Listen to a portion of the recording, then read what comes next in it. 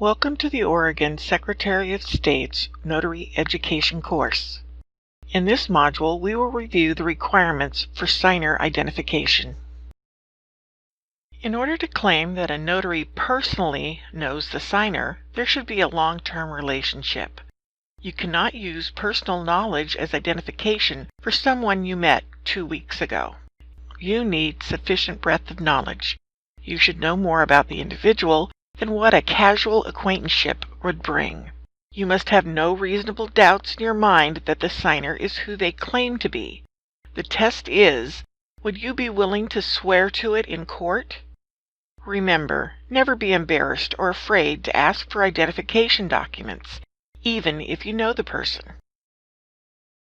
In order to use the credible witness as identification, the notary verifies the identity of the witness through personal knowledge or uses an appropriate identification document that has not been expired more than 3 years to identify the person.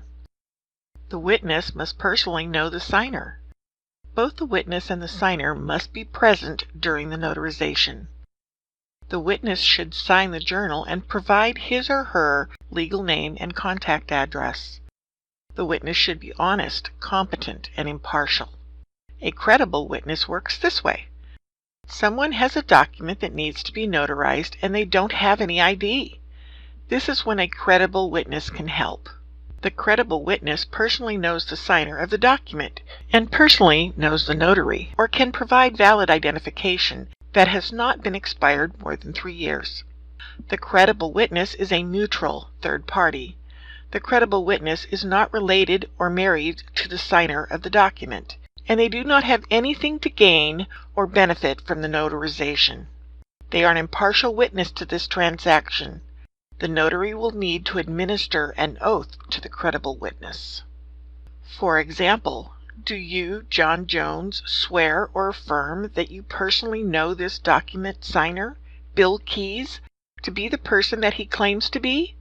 The credible witness will say yes. You will fill out a journal entry for the credible witness, and for the ID you can write in "personally known by me," or enter their valid identification that was used. Then have John Jones sign your journal. The next step is to fill out the journal entry for the person for whom you will be notarizing. When it calls for ID, since the person doesn't have any, you will write John Jones, credible witness for Bill Keys. Bill Keys will now sign your journal and you can proceed with the notarization. When using a credible witness, there will be 2 journal entries. First journal entry documents the administration of the oath or affirmation to the credible witness. The second journal entry records the notarization requested and notes the credible witness as identification for the signer. The following types of documents may be used to identify the signer of a document as long as they are current or have not been expired more than 3 years.